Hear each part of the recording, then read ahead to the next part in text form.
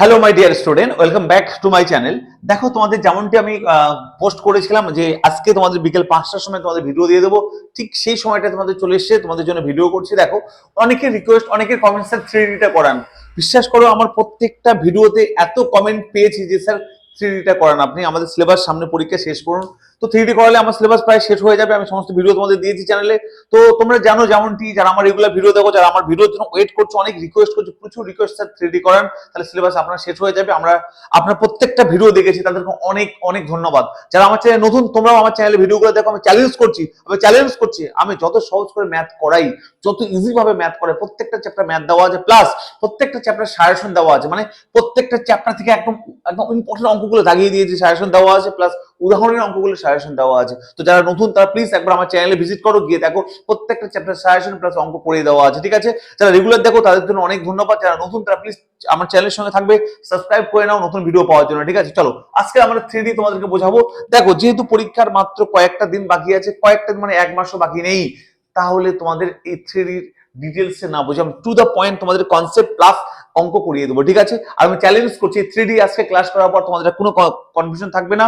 এই 3D থেকে তোমাদের যে কটা নাম্বার আসবে হাতের মুঠেই তুলে নেবে একদম। ঠিক আছে, একদম হাতের মুঠে প্রত্যেকটা নাম্বার গ্রাস করতে পারবে। ঠিক আছে, শেষ পর্যন্ত দেখবে 3D এর প্রত্যেকটা অঙ্ক যেগুলো করতে হবে, ইম্পর্টেন্ট অঙ্ক আমি তোমাদের করিয়ে দিচ্ছি। ঠিক আছে, আর আমি শিওর আমার এখান থেকে আজকে যা যা করাবো, এই টাইপের অঙ্ক বা এই অঙ্কগুলো তোমাদের পরীক্ষা হলে গিয়ে কমন আসবে। ঠিক আছে, একদম চাপ নেওয়ার দরকার নেই। ওকে, চলো 3D আজকে তোমাদেরকে বুঝতে হবে। 3D ব্যাপারটা কি একটু বুঝিয়ে নেই হালকা করে। দেখো, ডিটেলস বলার অনেক কিছু আছে এটা 3D নিয়ে, কিন্তু তোমাদের আমি হালকা করে ছোট্ট করে 3D বিষয়টা বুঝিয়ে দিচ্ছি। দেন তারপর আমি তোমাদের অঙ্ক করাবো। অঙ্ক কোনো সমস্যা হবে না, যা যা ফর্মুলা দরকার সমস্ত কিছু আমি তোমাদের কভার করে দেবো। ঠিক আছে, চলো দেখো, সর্বপ্রথম 3D বুঝতে গেলে বুঝতে হবে কি, দেখো আমরা ছোট থেকে দেখো 2D পড়তাম, তাই না? আমরা এটা পড়তাম না, দেখো এটাকে বলতাম ওয়াই অক্ষ, এটাকে এক্স অক্ষ বলতাম না আমরা, তাহলে এটা ছোটবেলা পড়তাম না, এটা জিরো মূল বিন্দু। এটাকে বলতাম কি বলে 2D, এটা বলে 2D, কি বলে এটা বলো 2D, অর্থাৎ 2 ডাইমেনশন, মানে এক্স অক্ষ ওয়াই অক্ষ দুটো দিক আছে, তাই 2D বলতাম এটা। ঠিক আছে, এই 3D মানে কি বলছি, তিনটে দিক থাকবে স্যার। কিরকম এটা দেখতে হয়, দেখো এরকম হবে। আমি ধরলাম এখানে একটা দিক, এটা একটা দিক, এটা একটা দিক।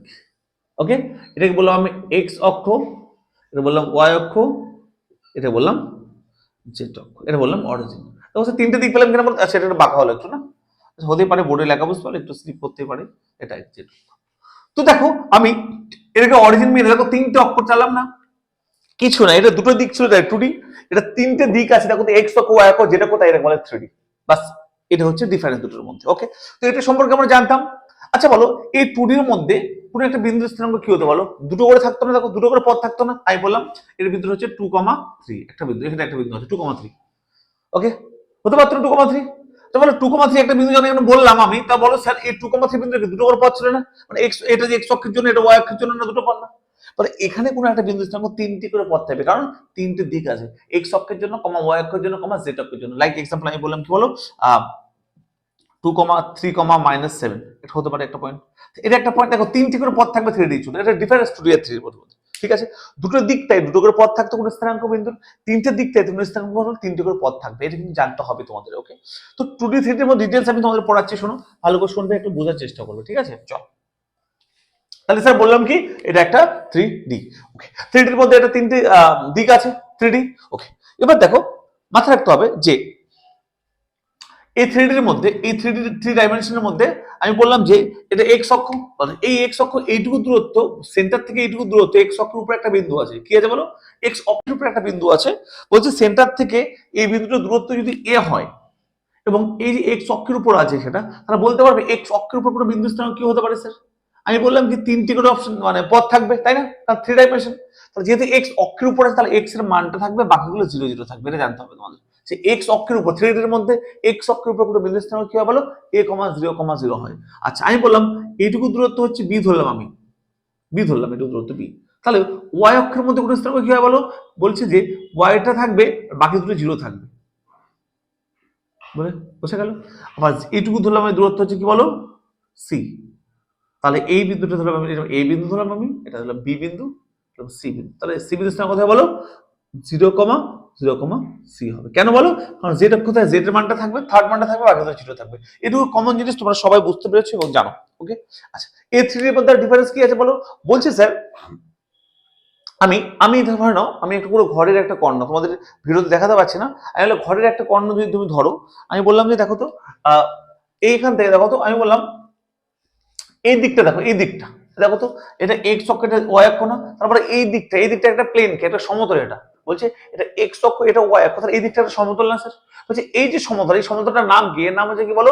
এক্স ওয়াই প্লেন বা এক্স ওয়াই সমতল। তাহলে এক্স অক্ষ আছে, এটা ওয়াই অক্ষ আছে, এই সমতলটা বলে কি বলো? এক্স ওয়াই সমতল, এক্স ওয়াই সমতল বলা হয়।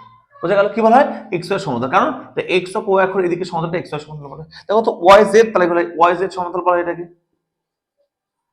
দেখো তো এক্স আর জেড মানে কি? এক্স জেড সমতল বলা হয় এটাকে।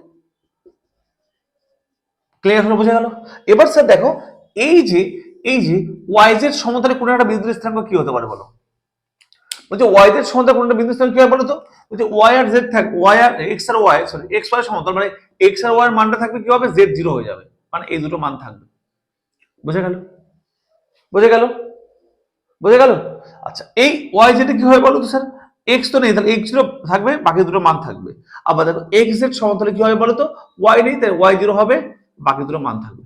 বুঝে গেল? তাহলে মাথায় রাখতে হবে এটাকে বলে এক্স ওয়াই সমতল, কারণ এক্স অক্ষ ওয়াই অক্ষ এই দিকটা এক্স ওয়াই সমতল, ওয়াই জেড এই দিকটা ওয়াই জেড সমতল, এটা হচ্ছে কি এক্স জেড সমতল, এক্স অক্ষ আর জেড অক্ষ। তাই এটা হচ্ছে সমতলের বেসিক একটা কনসেপ্ট। এবার 3D তে কি জানতে হবে দেখো, এখানে নতুন কোনো ফর্মুলা আমরা পড়বো না, খুব সহজেই দেখো বেসিক কিছু ফর্মুলা যেগুলো আমরা সবাই জানি, যেমন 2D তে জানি। আমি বললাম 2D এর ক্ষেত্রে কোনো একটা বিন্দু স্থানাঙ্ক কি হতো বলো? আমরা এটা জানতাম না, দেখো এটা জানতাম x1, এটা যদি x1 y1 হতো, এটা যদি x2 y2 হতো, তাহলে বলো বিন্দু বিন্দু দূরত্ব মধ্যে এ বিন্দু, এটা বি বিন্দু ধরলাম, দূরত্বটা কি বলতে হবে স্যার? আমার বলো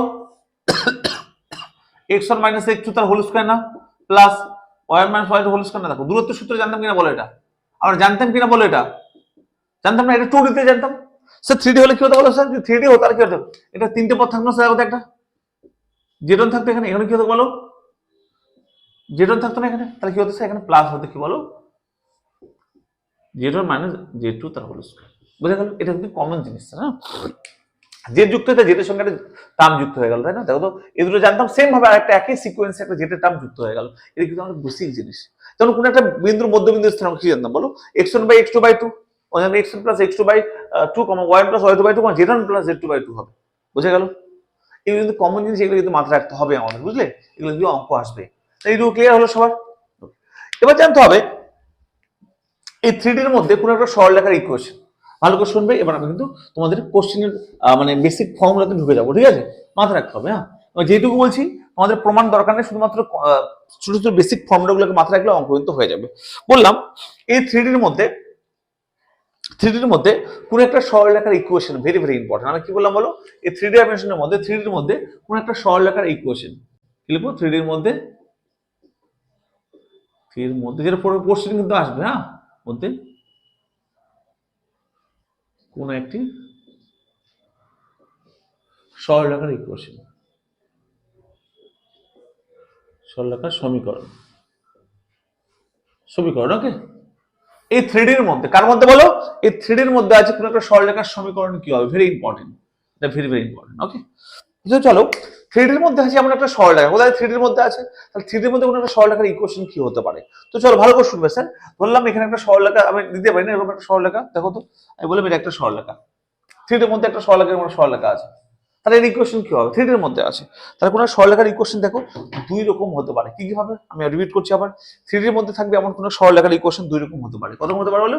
সরলরেখার ইকুয়েশন কে দুই রকম হতে পারে। কি রকম বলো? দুই রকম হতে পারে, ভালো করে শুনবে। বলছি 3D এর মধ্যে অবস্থিত কোনো সরলরেখার সমীকরণ হতে পারে দুই রকম ভাবে হতে পারে, ভালো করে শুনবে। দেখো বইয়ে কি থিওরি আছে, আমি সম্পূর্ণ নিজের মতো করে একদম সহজ ভাবে করাচ্ছি, মাথায় রাখবে। আমি কি বলছি রিপিট করছি। বইয়ে দেখো অনেক হাবিজাবি আছে, আমি তোমাদেরকে সবকিছুকে নিজের মতো করে একদম ছোট্ট করে করাবো। আমি চ্যালেঞ্জ করছি, তোমাদের কোনো সমস্যা হবে না। এবং শেষ পর্যন্ত দেখো আমি সহজ ভাবে তোমাদেরকে বোঝাবো, আশা করি তোমাদের কোনো সমস্যা হবে না। তো চলো আমি বললাম যে 3D এর মধ্যে কোনো একটা সরলরেখার সমীকরণকে দুইভাবে আমরা লিখতে পারি, দুইভাবে রিপ্রেজেন্ট করতে পারি। কি কি ভাবে দেখো? নাম্বার 1 হচ্ছে কার্তেশীয় সমীকরণ, কার্তেশীয় সমীকরণ, ওকে, কার্তেশিয়ান সমীকরণ। আর দুই নম্বর হচ্ছে ভেক্টর সমীকরণ, বোঝা গেল আশা করি? কি বললাম তাহলে? কার্তেশিয়ান সমীকরণ, ভেক্টর সমীকরণ, এই দুটো ভেরি ভেরি ইম্পর্টেন্ট। দেখি ভিডিওটা হচ্ছে ঠিকঠাক তো? হ্যাঁ, আশা করি ক্লিয়ার সবার। তো দেখো কোন একটা সরলরেখার সমীকরণকে আমরা দুই ভাবে কিন্তু রিপ্রেজেন্ট করতে পারি, একটা কার্টেসিয়ান সমীকরণ আর একটা ভেক্টর সমীকরণ। সবাই ক্লিয়ার কি কি বললাম আমি? তাহলে সরলরেখার সমীকরণকে 3D এর মধ্যে দুরকম ভাবে রিপ্রেজেন্ট করতে পারি। তাহলে কার্টেসিয়ান সমীকরণটা কি, ভেক্টর সমীকরণটা কি? চলো এবার আমরা বুঝবো কার্টেসিয়ান আর ভেক্টর সমীকরণ। এই দুটো বোঝার জন্য আমাদের যে জিনিসটা দরকার সেটা ভেরি ইম্পর্টেন্ট। কি দরকার বলো? একটা সরলরেখার ক্ষেত্রে যে জিনিসটা দরকার সেটা ভেরি ইম্পর্টেন্ট, ভালো করে শুনবে। আচ্ছা এটা মুছে দিই একটু। দেখো এবার দরকার একটা সরলরেখার সমীকরণের জন্য, অর্থাৎ কার্টেসীয় বা ভেক্টর সমীকরণের জন্য যে জিনিসটা ইম্পর্টেন্ট দরকার সেটা হচ্ছে কি, একটা সরলরেখার দুটো নতুন নাম দেখবে, একটা হচ্ছে কি বলো দিক কোসাইন আর দিক অনুপাত। এই যে আমরা এখন শিখবো কি বলো, ও একটা সরলরেখার দিক কোসাইনটা কি জিনিস আর দিক অনুপাতটা কি জিনিস, ভালো করে শুনবে, ঠিক আছে? চলো এখন নতুন নাম শিখবো কি বলো, দিক কোসাইন। কি শিখবো বলো? দিক কোসাইন শিখবো, তারপর দেখবো দিক অনুপাত। চলো ভালো করে শুনবে।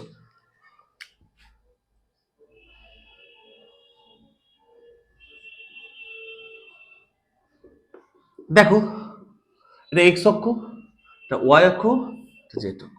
ওকে, তো চলো মাথায় রাখতে হবে, আমি বললাম যে এক্স অক্ষ জেড অক্ষ, আমি বললাম ঘরের কোনটা যদি একটা এক্স অক্ষ ওয়াই অক্ষ জেড অক্ষ হয় আর এখানে একটা বিন্দু আছে, ওকে, তাহলে এই বিন্দুটা থেকে ভালো করে আমি বললাম কি, একটা বিন্দু, এখানে একটা বিন্দু আছে ধরলাম, এটা পি বিন্দু আছে, ঠিক আছে? কি বিন্দু? পি। তাহলে পি বিন্দু ও থেকে যে লম্ব, এই যে সরলরেখাটা নিলাম, এই সরলরেখা ওপি, ওপি সরলরেখা।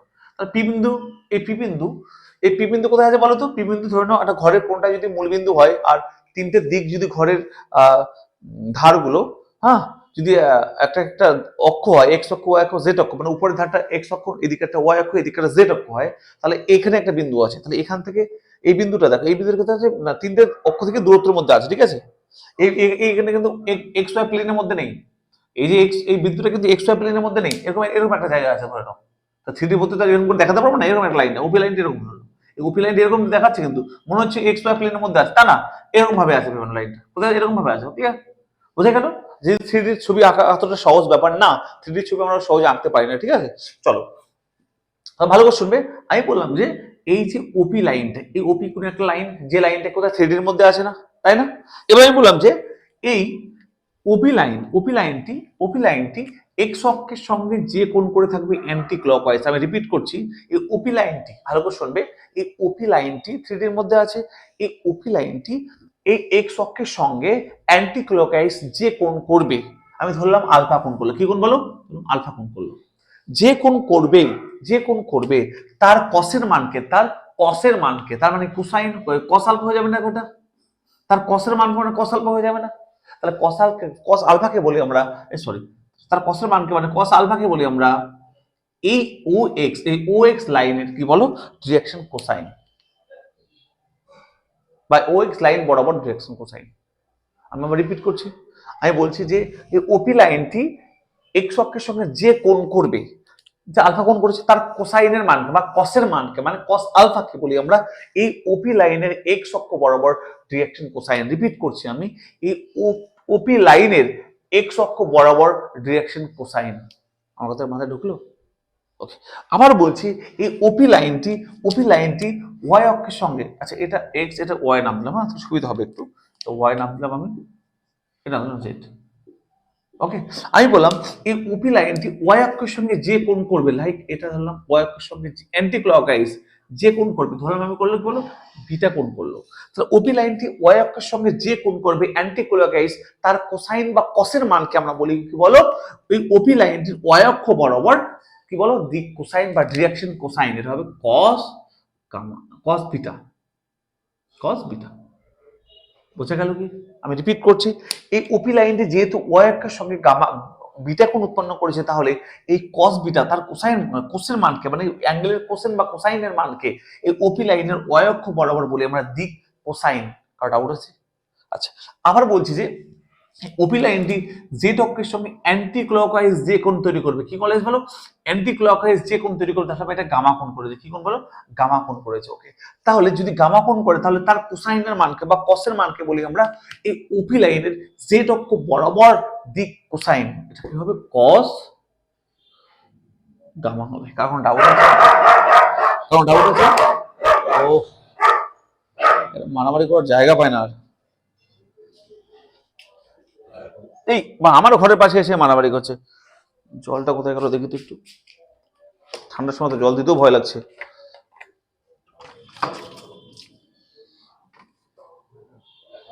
যত সব মারামারি আমার ঘরের পাশে। ভাই ওদিকে চলে যাও, ওদিকে চলে যাও। আসলে ক্লিয়ার তো, বুঝতে পেরেছো সবাই? তাহলে দিক কোসাইন নিয়ে কোনো ডাউট আছে কারো? আশা করে ডাউট নেই। তো দিক কোসাইন মানে হচ্ছে যে, আমি এক এক করে আবার রিপিট করছি যে এই ওপি লাইনটি এক্স অক্ষের সঙ্গে যে কোণ করেছে তার কস বা কোসাইনের মানকে, যেমন কস আলফা একে বলি এই ওপি লাইনের এক্স অক্ষ বরাবর দিক কোসাইন। অলসো সেম এই কস বিটাকে বলি আমরা কি বলো, ওপি লাইনের ওয়াই অক্ষ বরাবর দিক কোসাইন। আর কস গামাকে বলি ওপি লাইনের জেড অক্ষ বরাবর দিক কোসাইন। তাহলে আমরা কি পেলাম বলো তো? একটা পেলাম যে দেখো কস আলফা, একটা পেলাম কস বিটা, একটা পেলাম কি বলো কস গামা। এদের কি বলি দেখো তো, এক্স অক্ষ বরাবর ওয়াই অক্ষ জেড অক্ষ বরাবর কি বলো দিক কোসাইন। কার? এই ওপি লাইনের। ওকে, বলছি এদেরকে এদেরকে সংক্ষেপে এখন থেকে M sorry L M N দিয়ে প্রকাশ করা হয়। এটা এল, এটা এম, এটা এন দিয়ে প্রকাশ করা হয়। এই থ্রিডির মধ্যে তোমরা এখন মাথায় ঢুকিয়ে নেবে যে এল এম এন মানে হচ্ছে এল মানে কস আলফা, এম মানে কস বিটা, এন মানে কস গামা আছে। এল মানে হচ্ছে এক্স অক্ষ বরাবর দিক কোসাইন কোন একটা লাইনের, এন মানে হচ্ছে ওয়াই অক্ষ বরাবর কোন একটা লাইনের দিক কোসাইন, আর এন মানে হচ্ছে জেড অক্ষ বরাবর কোন একটা লাইনের দিক কোসাইন। আশা করি সবার ক্লিয়ার হয়েছে। ওকে, এবার দেখো স্যার আমরা পরিষ্কার বুঝে গেলাম যে এই কস আলফাকে বলে এল, কস বিটাকে বলা হয় এম, আর কস গামাকে বলা হয় এন। বলছি এদের কি ইম্পর্টেন্ট একটা কমন ফর্মুলা আছে। কি ফর্মুলা স্যার? দেখো তো, এই যে cos square alpha plus cos square beta plus cos square gamma equal to 1, এটা একটা কমন সূত্র যে L square plus N square plus N square equal to 1, এটা একটা ইম্পর্টেন্ট একটা ফর্মুলা স্যার সবার। বোঝা গেল কি? ক্লিয়ার? এটা হচ্ছে একটা কমন ফর্মুলা। আমি দেখো প্রমাণ করতে চাই, দরকার নেই প্রমাণ করা, বুঝতে পারলে? কোনো মানে হয় না প্রমাণ করার, বিকজ অফ, কারণ তোমাদের টাইম খুবই কম আর এর প্রমাণটা পরীক্ষায় কিন্তু আসে না। শুধু এটা আমাদের জানতে লাগবে, আমাদের অঙ্ক আসবে পরীক্ষায়। বুঝে গেল? এর প্রমাণটা আপাতত আমার দরকার নেই জানা, ঠিক আছে? টাইম খুবই কম, প্রমাণটা আসে না, কিন্তু এটা কিন্তু আমার অল্টারনেটিভ, এটা আমার শেষে কিন্তু এটাই মাথায় রাখতে হবে যে দিক কোসাইন তিনটির স্কোয়ার যোগফল কত হয় বলো? 1 হয়। আমি রিপিট করছি, দিক কোসাইন তিনটির স্কোয়ার যোগফল কত হয় বলো? 1 হয়। কার কার ডাউট বলো? সবার ক্লিয়ার হয়েছে আশা করি। সবাই বুঝতে পেরেছো? বুঝতে পারলে? আচ্ছা, এবার দিক কোসাইন ক্লিয়ার হলো, এবার বুঝবে কি বলো দিক অনুপাত। আশা করি এটা ক্লিয়ার বোঝা গেল। আচ্ছা, এবার দেখো আমি ধরলাম যে এই লাইনটার দিক কোসাইন কস আলফা মানে হচ্ছে এল, এর cos beta equal to M, এর cos gamma equal to N. Okay, এবার শুনবে বলছে যে দিক অনুপাত কি জিনিস। ওকে, আমি বললাম কোন তিনটি এই যে ওপি লাইনের দিক অনুপাতটা বুঝো। কি বুঝবো বলে? দিক অনুপাত বুঝবো। দেখো দিক অনুপাত, আচ্ছা, বলছে বলছে বলছে কোনো তিনটি সংখ্যা বা নাম্বার, কোনো তিনটি সংখ্যা বা নাম্বার লাইক এবিসি। আমি বললাম কোনো তিনটি সংখ্যা বা number like A comma B comma C, এই এবিসি কে এই ওপি লাইনের দিক অনুপাত বলবো। ভালো করে শুনবে, কোনো তিনটি সংখ্যা বা নাম্বার লাইক এবিসি একে ওপি লাইনের দিক অনুপাত তখনই বলবো যখন এই এই ওপি লাইনের যে এল এম এন ছিল মানে ডিরেকশন কোসাইন ছিল, এই এই তিনটি এবি সংখ্যা যদি এল এম আর এন এর সঙ্গে সমানুপাতি হয়। আমি ক্লিয়ার করছি আবার, বললাম যে যদি এই যে এই ওপি লাইনের এবিসি কে দিক অনুপাত তখনই বলবো যদি এই ওপি লাইনের এল এম এন এর সঙ্গে এরা তিনজন সমানুপাতি হয়। কি হয় বলো? সমানুপাতি হয়, তখনই বলবো কি বলো এবিসি কে বলবো ওপি লাইনের কি বলো দিক অনুপাত। আমি রিপিট করছি, এই এবিসি যদি এল এম আর এন এর সমানুপাতি হলে তখন বলবে তারা বলো ওপি লাইনের দিক অনুপাত, অর্থাৎ এম বাই এন আর এন বাই বি আর N by L, sorry L এটাই হবে, এল বাই এ আর এম বাই এ আর এন বাই সি। তখন বলি কি বলো, তখন আমরা বলবো কি বলো এই এবিসি কে বলবি ওপি লাইনের দিক অনুপাত বলি। বোঝা গেল? এটা কিন্তু মাত্রা রাখতে হবে। হ্যাঁ, এবার শুনবে। আচ্ছা স্যার, এবার আমরা যে আমরা কোথায় ছিলাম বলো স্যার? আমরা এই সমীকরণে ছিল, তাই না? এবার আমরা সমীকরণ দেখবো। দেখো এবার দেখবো আমরা কোন একটা লাইনের সমীকরণ। ওকে, আচ্ছা, এবার দেখো কোন একটা লাইনের সমীকরণ বুঝবো। হ্যাঁ, চল আমি বুঝবো যে একটা থ্রিডির মধ্যে আছে কোন একটা লাইনের সমীকরণ। আচ্ছা, সমীকরণ দুভাবে লেখা যায়, একটা হচ্ছে কার্টেসিয়ান সমীকরণ, একটা হচ্ছে ভেক্টর সমীকরণ। তাহলে কার্টেসিয়ান সমীকরণটা বুঝবো ভালো করে, ঠিক আছে? শুনবে ভালো করে, শোনো। কার্টেসিয়ান সমীকরণ বলছি কোনো একটা সরলরেখা আমি বললাম কোনো একটা সরলরেখা একটা নির্দিষ্ট বিন্দুগামী, আমরা কোনো একটা সরলরেখা ধরলাম, একটা সরলরেখা x1, y1, z1 বিন্দুগামী, এই বিন্দুগামী 3D এর মধ্যে আছে, তার তিনটি থাকবে, পদ থাকবে, বিন্দুগামী। বলছি যদি কোনো একটা সরলরেখা এই বিন্দুগামী হয়, x1, y1, z1 বিন্দুগামী হয় এবং এবং এটি কোনো একটা সরলরেখা x1, y1, z1 বিন্দুগামী এবং এটি এটি এটির এটি বললাম দিক অনুপাত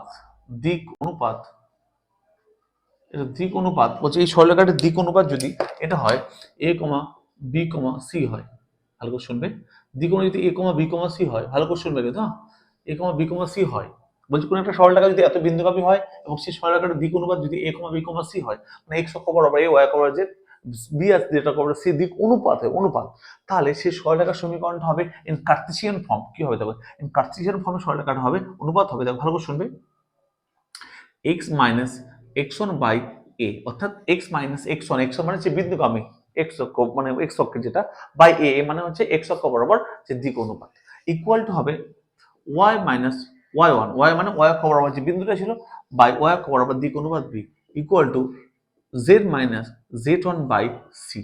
এটা হচ্ছে একটা সরলরেখার কার্টেসিয়ান ফর্মের একটা পারফেক্ট বা জেনারেল রূপ। এটা একটা সরলরেখার সমীকরণ কি কার্টেসিয়ান ফর্মে একটা জেনারেল রূপ, বোঝা গেল? যেখানে x1, y1, z1 ছিল কি বলো, যদি বিন্দুগামী এবং abc ছিল বলে সরলরেখার আমাদের দিক অনুপাত। ওকে, দিক অনুপাত ছিল। আবার তাহলে বলো সেম ভেক্টর আকারের সমীকরণটা কি হবে স্যার সরলরেখার? দেখো সেম ভেক্টর আকারের সরলরেখার সমীকরণটা কি হবে, ভালো করে শুনবে। দেখো ভেক্টর আকারের সমীকরণটা হবে, দেখো ভালো করে শুনবে, ভেক্টর মানে কিন্তু সে ভেক্টর চিহ্ন থাকবে, আর ভেক্টর ইকুয়াল টু, ভালো করে শুনবে স্যার, হবে এই দেখো বিন্দুটা লিখে দেবো, বিন্দুটা কি ছিল দেখো, x1 i cap plus y1 j cap plus z1 k cap plus ওদিকে লেখা দেখতে পাবে কেন, দেখো আমি লিখলাম না, টি ইন্টু, টি মানে এনি প্যারামিটার বা পেরিমিটার, টি মানে কি বলে এনি পেরিমিটার বা parameter, T into plus T into দিক অনুপাত ছিল এ বি সি, না লিখবে A I cap plus B J K plus C K. এটা ছিল একটা সরলরেখার ভেক্টর সমীকরণের আকার। ভিডিওটা দেখতে পাচ্ছ কি সবগুলোই, দেখতে দেখবা আছে, ভিডিওটা আসছে ভেক্টরে, ভিডিওতে একটু আসে না, একটু দাঁড়াও। ওকে ওকে ওকে, তাহলে আসলে ভেক্টর তো কমপ্লিট দেখতে পাচ্ছি স্যার। তাহলে একটা সরলরেখার 3D এর মধ্যে থাকলে তাদের দুটো রকম সমীকরণ হতে পারে, একটা হচ্ছে কি বলো কার্টেসিয়ান সমীকরণ, ভেক্টর কার্টেসিয়ান সমীকরণে কিভাবে লিখলাম দেখো, একটা সরল বিন্দুগামী যদি x সমান z হয় তাহলে এটা হবে বাই দিক অনুপাতগুলো থাকবে।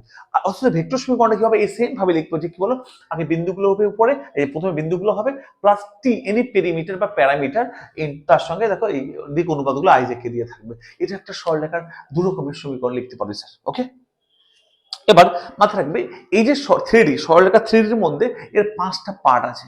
এই 3D সরলরেখা ভালো করে শুনবে, এই 3D সরলরেখার টোটাল 5টা পার্ট আছে। এই 3D সরলরেখা দেখবে এক্সারসাইজ না, তোমাদের বাংলা ভার্সন বইয়ের মধ্যে দেখবে পরপর 5টা পার্ট আছে।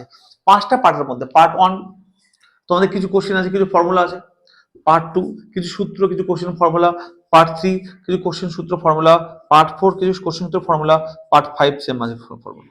তাহলে কোথা থেকে কত নম্বর থাকবে স্যার, আমি ভালো করে বলছি, ভালো করে শুনবে, ভালো করে তাকিয়ে নেবে, দেখবে পরপর তুলবে তো, দেখবে পৃষ্ঠা তুলবে, উল্টাবে, দেখবে 5টা পার্ট আছে, ঠিক আছে? চলো, প্রথম পার্টটা থেকে আসলে 4 মার্কসের একটা কোশ্চেন আসতে পারে, না হলে আসবে না। ওকে, অথবা 2 মার্কসের একটা আসতে পারে, না হলে আসবে না, অতটা ইম্পর্টেন্ট না প্রথম পার্টটা। সেকেন্ড পার্টটা স্যার 2 মার্কসের জন্য ভেরি ভেরি ইম্পর্টেন্ট, 2 মার্কস আসবে এখান থেকে, 100% 2 মার্কসের কোশ্চেন আসবে এখান থেকে। কিন্তু তৃতীয় চতুর্থ পার্ট আর পঞ্চম, এই তিনটে পার্ট থেকে 4 মার্কসের কোশ্চেন যে কোনো দুটো আসবে, 100% ধরে নাও, 100% দুটো আসবে, 100% চ্যালেঞ্জ করছি। এই যে 3-4 পার্টটা কিন্তু সব থেকে very very very important, 3-4 part, 3-4-5, আমি আবার রিপিট করছি, 1 আর 2 পার্টটা অতটা ইম্পর্টেন্ট না, কিন্তু সেকেন্ড পার্ট থেকে 2 মার্কসের কোশ্চেন আসবে, এটা 100% বলবো আমি, আসবে এখান থেকে। আর এই 3-4-5 নম্বর পার্টটা থেকে 2 মার্কসের কোশ্চেন, সরি 4 মার্কসের কোশ্চেন দুটো আসবে, ওটা বলো দুটো কোশ্চেন আসবে 4 মার্কসের জন্য, কোথায় আসবে বলো, 4 মার্কসের দুটো কোশ্চেন আসবে, 4 মার্কসের। আমি রিপিট করছি, সরি 2 মার্কস বলে ভুল বলেছিলাম ওটা আমি, যে 4 মার্কসের কোশ্চেন দুটো আসবে এই 3-4 পার্ট থেকে, ওটা দেখো 4 মার্কসের কোশ্চেন দুটো আসবে এখান থেকে। তাই এই ভেরি ইম্পর্টেন্ট 5টা পার্ট থেকে last part very very important. হ্যাঁ, ফার্স্ট পার্টটা ইম্পর্টেন্ট, যেটা আমি আজকে সূত্র করলাম, এখান থেকে আমি করাবো কি কি কোশ্চেন আসতে পারে, আসলে এখান থেকে 2 মার্কস আসবে অথবা 4 মার্কস একটা আসতে পারে, অত ইম্পর্টেন্ট, কিন্তু আমি করাচ্ছি তোমাদের, ঠিক আছে? আস্তে আস্তে কিন্তু সমস্ত পার্ট আমি ধরে ধরে করিয়ে দেবো, ঠিক আছে? চলো, এবার দেখো স্যার ভালো করে শুনবে, এবার যেটা শুনবো ভালো করে শুনো। আমি বলছিলাম একটা সরলরেখার কার্টেসিয়ান সমীকরণ আর ভেক্টর সমীকরণ। তাহলে আমাদের একটা কোশ্চেন এখানে কমন কোশ্চেন যে 2 মার্কসের জন্য আসে যে ভেক্টর সমীকরণ দেওয়া থাকবে, কার্টেসিয়ান সমীকরণ লেখো, অথবা কার্টেসিয়ান দেওয়া থাকবে, ভেক্টর লেখো। এর অল্টারনেটিভ সমীকরণ চেঞ্জ করতে হবে। তাহলে কি করে আমরা ভেক্টর থেকে কার্টেসিয়ান লিখবো, আর কার্টেসিয়ান থেকে কার্টেসিয়ান থেকে ভেক্টর সমীকরণ লিখবো, আর ভেক্টর সমীকরণ থেকে কার্টেসিয়ান সমীকরণ লিখবো, সেটা আমরা দেখবো। আমি এক্সাম্পল দিচ্ছি, দেখো একটা সরলরেখা, ভালো করে শুনবে। আমি বললাম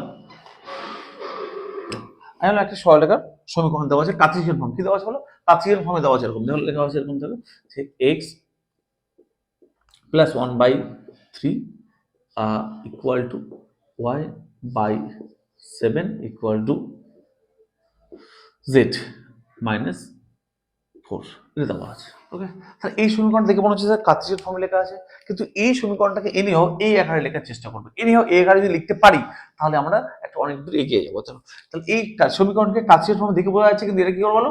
এই আকারে লেখার চেষ্টা করবো। আমরা x1 y1 z1 টা বের করবো, a b c টা বের করবো। ঠিক আছে, তাহলে চলো এই কাছের ফর্মটা সমীকরণকে আমরা এনিহাও এই ভাবে লেখার চেষ্টা করলে কি হয় দেখো, দেখো তো x মাইনাস ছিল এখানে, তাহলে কি দেখো তো প্লাস আছে এখানে, তাহলে x মাইনাস দিয়ে মাইনাস 1 দিতে মাইনাস এর এর সঙ্গে কম্পেয়ার করে দেখো তো x1 ইকুয়াল টু মাইনাস 1 হয়ে গেল বাই 3 ইকুয়াল টু y দেখো তো কিছু নেই, মানে ওই মানে 0 বলতে পারি না, দেখো তো বাই 7 ইকুয়াল দেখো তো z মাইনাস 4 বাই কিছু নেই, মানে 1 বলতে পারি না। এটা পারি কি না বল? পারি তো। তাহলে বলো তো স্যার, কম্পেয়ার করে বলো তো কি হবে, x1 কি হবে? x1 ইকুয়াল টু 1 না, দেখো ভালো করে একবার। আর y1 ইকুয়াল টু কত বলো? 0। জেড ইকুয়াল টু কত বলো? 4। আচ্ছা বলো এ ইকুয়াল টু কত দেখো তো? 3। B equal to 7। C equal to কত বলো? সরি 1। তাই না বলো? এবার দেখো স্যার ভেক্টর সমীকরণ কি আছে? সরলরেখা এটা ভেক্টর সমীকরণ আকার রূপ, এটা আমরা জানি। আমরা তাহলে ভেক্টর সমীকরণ কি হবে বলো তো? আর ভেক্টর ইকুয়াল কি হবে দেখো তো? আমাদের প্রথম বিন্দুগুলো হয়ে যায় না, বিন্দু মানে কি এখানে বলো? x না y z কি হবে দেখো তো? 1 মানে i ক্যাপ শুধু হবে, আর y নেই তাহলে j ক্যাপ থাকবে না, 0 হয়ে যাবে। আর দেখো y যেহেতু 0 তাহলে j ক্যাপটা 0 হয়ে যাবে না, 0 j ক্যাপ মানে 0। আর z4 আছে তাহলে 4 k এটা প্লাস সাম পেরিমিটার টি ইনটু দেখো এবিসি ছিল না আই জে কে, তাহলে এবি মানে কত? 3 I cap plus 7 J cap plus 1 1 মানে কে ক্যাপ। এটা হচ্ছে ভেক্টর সমীকরণ। বোঝা গেল? বোঝা গেল স্যার? তাহলে একটা সরলরেখার কার্টেসিয়ান সমীকরণ ভেক্টর সমীকরণ লিখতে পারি। অলসো উল্টোটাও করতে পারি, যদি কার্টেসিয়ান সমীকরণ থাকে সেখান থেকে ভেক্টর সমীকরণ আমরা লিখতে পারি, যেখান থেকে বিন্দুগুলো বের করে নিয়ে মাইনাস করে দেবো আর লিখবো। আমরা উদাহরণ দিয়ে বোঝাচ্ছি, একটু ক্লিয়ার সবার? যে কার্টেসিয়ান থাকলে ভেক্টর লিখতে পারি তো। 2 মার্কসের কোশ্চেন কিন্তু আসে যে কার্টেসিয়ান থাকলে ভেক্টর লেখো বা ভেক্টর থাকলে কার্টেসিয়ান লেখো। তাহলে কার্টেসিয়ান থেকে ভেক্টর লিখলাম, কার ডাউট নেই তো? ওকে চলো উল্টোটা করবো দেখো তো, ভেক্টর থেকে কার্টেসিয়ান করবো দেখো এবার। দেখবে আমরা করবো ভেক্টর থেকে কার্টেসিয়ান, দেখবে ভালো শুনবে। এবার একটা সরলরেখার ভেক্টর সমীকরণ ধরলাম আর ভেক্টর ইকুয়াল টু বললাম যে আমি বললাম যে আমি বললাম যে 2 I cap minus 7 J cap plus K cap plus T into আমি বললাম যে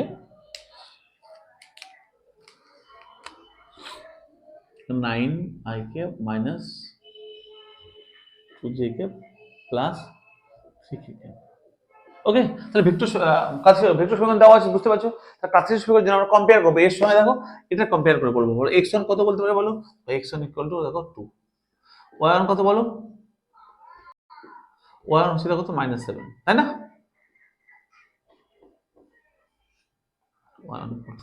y1 কত ছিল বলো? দেখো y1 কত মাইনাস তাহলে -7 হবে। আচ্ছা z1 কত বলো? 1 আছে দেখো তো, শুধু k মানে 1 আছে। বলো তো স্যার, তাহলে পেলাম দেখো x1 পেলাম, দেখো y আর z1 পেয়ে গেলাম। এখান থেকে বলো স্যার কি বলতে পারি বলো? a কত? a দেখো a মানে কত ছিল? এগুলো ছিল না a মানে দেখো 9। b মানে কত বলো? আচ্ছা a মানে 9, এটা ভালো করে লিখি আমি। তোমার 9। আচ্ছা b মানে কত বলো? b মানে কত হচ্ছে আমরা -2 পেলাম।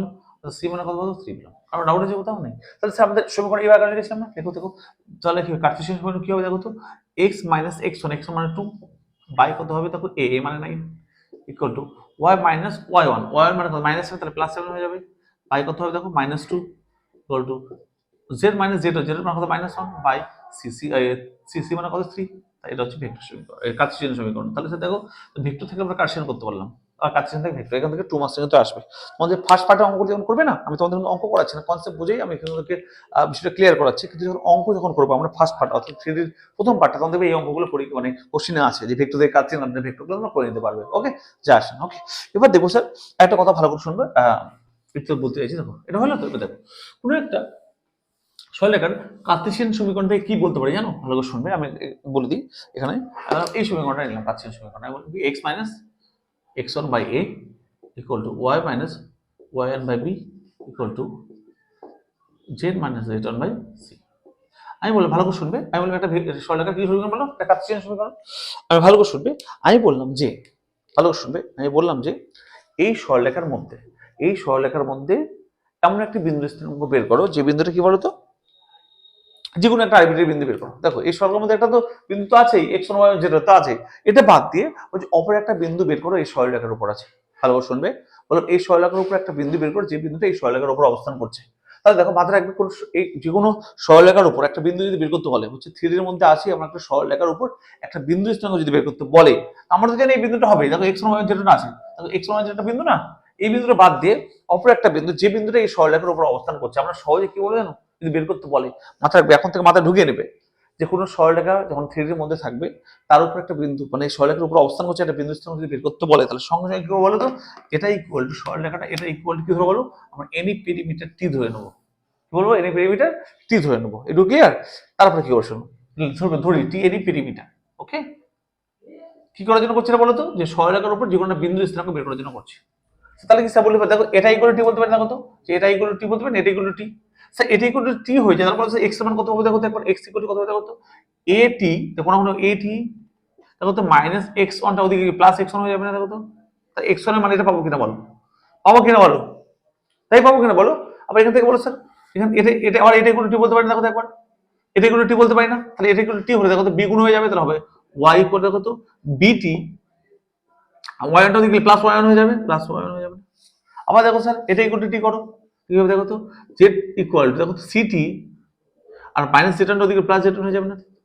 এই যে x1 y1 z1 এর যে মানটা পেলাম, সেই মানটার বিন্দু আকারে ব্র্যাকেটে লিখবো, দেখো এভাবে লিখবো, x মানে কত পেলাম, দেখো তো x এর মানটা কত পেলাম, at plus x1, sorry x এর মান, x1 না, x এর মান y এর মান, y এর মান কত পেলাম, দেখো তো bt প্লাস y1, z এর মানটা কত পেলাম বলো, ct প্লাস z।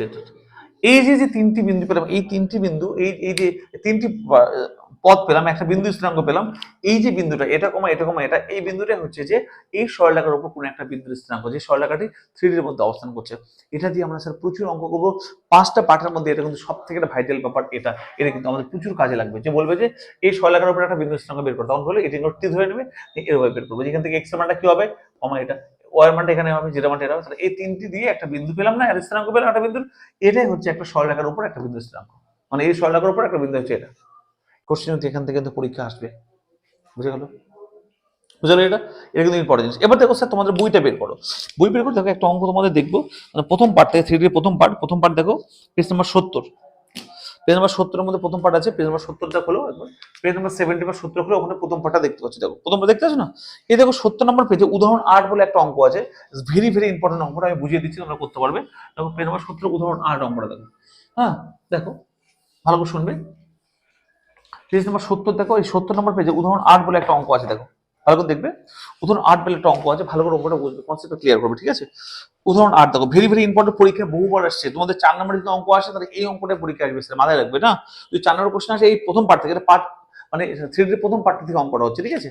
দেখো দেখো page number 70, page number 70 PG, page number 70, হ্যাঁ এক্সাম্পল 8 উদাহরণ 8, হ্যাঁ এক্সাম্পল এটা EXM, এক্সাম্পল কত এই, পেজ নাম্বার 70, এই অঙ্কটা কিন্তু very very very very important, এই অঙ্কটা আসবে, ঠিক আছে। তাহলে এই অঙ্কটা কি বলছে, কোশ্চেনটা বুঝিয়ে দিই আমি, এই টাইপের অঙ্ক এক্সারসাইজ আছে, তোমরা প্র্যাকটিস করতে পারবে। চলো কি বলছি দেখো, বলছি দেখো x plus 2 by 3 equal to y plus 1 by 2 equal to z minus 3 by 2 বলছে এই সরলরেখার উপর, ভালো করে শুনবে কোশ্চেনটা কি বলেছে, বলছি কোশ্চেনটা বলছে যে, বলছে এই সরলরেখার উপর, এই সরলরেখার উপর কোনো একটা বিন্দু থেকে, ভালো করে শুনবে, এই সরলরেখার উপর কোনো একটা বিন্দু এবং অপর একটা বিন্দু থেকে, বলছে এই সরলরেখার উপর কোনো একটা বিন্দু এবং আরেকটি বিন্দু বলেছে কত বলো, 1,2,3 বলছে এই সরলরেখা অবস্থিত কোনো একটা বিন্দু এবং এই বিন্দু থেকে যে দূরত্ব সেই দূরত্ব হচ্ছে ইকুয়াল টু 3√3 মিটার। আমি বললাম এই সরলরেখাটা মানে হচ্ছে, আমি এই সরলরেখাটা মানে ধরলাম একটা সরলরেখা ধরলাম, এটা একটা সরলরেখা ধরলাম, এটা একটা সরলরেখা।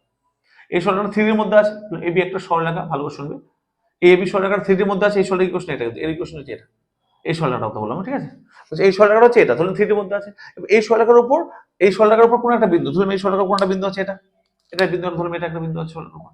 এই বিন্দু থেকে এই যে একটা বিন্দু, এই বিন্দু ধরলাম এটা, এই বিন্দু একটা বিন্দু দেওয়া আছে বইয়ের মধ্যে, যে এই সরলরেখার উপর কোন একটা বিন্দু এবং এই বিন্দু থেকে যে দূরত্ব, এই দূরত্ব 3 এর মধ্যে কিন্তু, হ্যাঁ, এই দূরত্বটা কত বলেছে বলো, 3√2 বলেছে। তাহলে এই বিন্দুটা নির্ণয় করো। কোশ্চেন ক্লিয়ার তো? বলছে এই যে কোশ্চেন দেওয়া আছে সরলরেখা, মানে এই সরলরেখাটা ধরলাম এবি সরলরেখা, বলছে এবি সরলরেখার উপর কোন একটা বিন্দু ধরলাম, এই বিন্দুটা হচ্ছে পি, ধরলাম এই বিন্দুটা। বলছে এই পি বিন্দু থেকে আরেকটা বিন্দু বইয়ের মধ্যে দেওয়া আছে, বলছে এই বিন্দু ধরলাম, এটা এই বিন্দু, বলছে আচ্ছা এ না, এটা ধরলাম আর বিন্দু। বলছি সরলরেখার উপর কোনটা বিন্দু ধরলাম, পি বিন্দু, বলছে পি বিন্দু থেকে অপর একটি বিন্দু ধরলাম দেওয়া আছে বইয়ের মধ্যে, এটা বইয়ের মধ্যে দেওয়া আছে। বলছে এই বিন্দু থেকে এই বিন্দুর যে দূরত্ব, সেই দূরত্ব দেওয়া আছে 3√2 মিটার। তাহলে এই পি বিন্দু স্থানাঙ্ক নির্ণয় করে, এটা কোশ্চেন বলেছে। তাহলে কি করবো স্যার আমরা, ভালো করে শুনবে।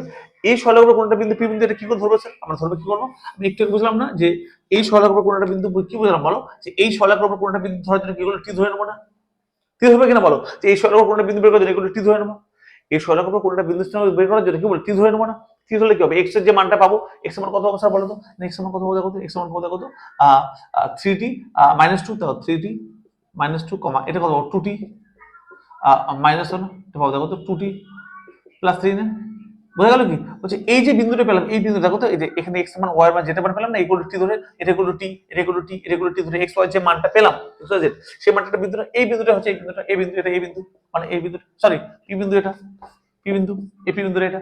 এই পি বিন্দু থেকে এই সরলের দূরত্ব, সূত্র কি জানি আমরা, রুট ওভার এটা মাইনাস এটা হোল স্কয়ার, এটা মাইনাস এটা হোল স্কয়ার, এটা minus whole square equal to √3 এইভাবে করে করে দেখো টি এর মানটা পেয়ে যাবো না স্যার।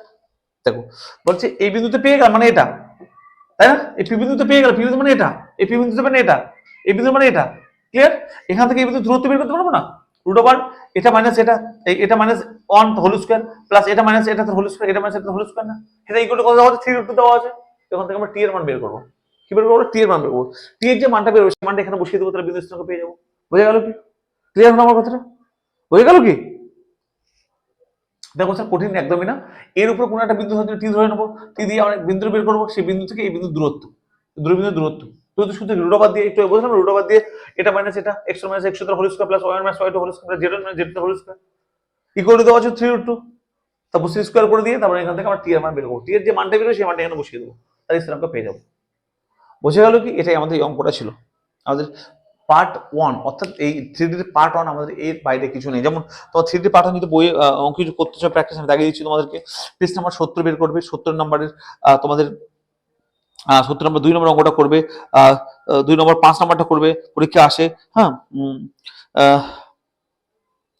7 8 করবে, 9 করবে, এবং ওগুলো পরীক্ষা 2 মার্কসের জন্য আসলে এগুলো আসবে, ঠিক আছে? এবং একটু সংক্ষিপ্ত বলে বর্ণনামূলক, দেখো বর্ণনামূলক যদি তুমি প্র্যাকটিস করতে চাও, দেখো 6 নম্বর যে অঙ্কটা আছে, 7 নম্বর অঙ্কটা আছে, এগুলো কিন্তু যে বোঝালাম এখন যেটা, এটা 6 নম্বর অঙ্কটা বলেছে বর্ণনামূলক 4 মার্কসের জন্য, পরীক্ষা কম আসে, কিন্তু আসলে কিন্তু এই টাইপের অঙ্ক একটা আসবে, যেটা আমি একটু আগে বলে দিলাম। বোঝা গেল? এটা ছিল 3D সমস্ত গল্প এবং সমস্ত অঙ্ক সম্পর্কে। আজকে দেখো 3D কনসেপ্ট প্লাস পার্ট 1 এর যে অঙ্কগুলো আছে, অর্থাৎ পার্ট 1 ক্লিয়ার হলো।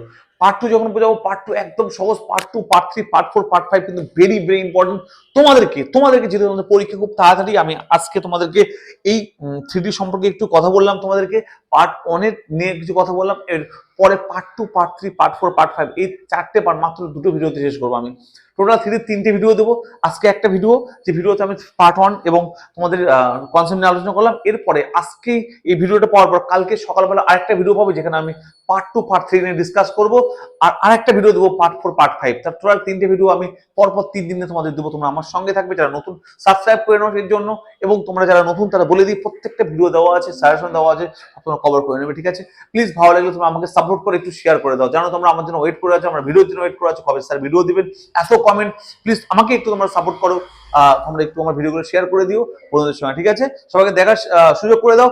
ভালো থেকো, ভালো করে পড়াশোনা করো, দেখা হচ্ছে ঠিক পরের ভিডিওতে। ওকে, টাটা।